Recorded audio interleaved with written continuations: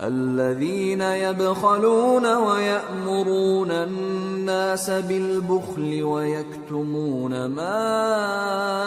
آتاهم الله من فضله وأعتدنا للكافرين عذابا مهينا والذين ينفقون أموالهم رئاء الناس ولا يؤمنون بالله ولا باليوم الآخر جو خود بھی بخل کریں اور لوگوں کو بھی بخل سکھائیں،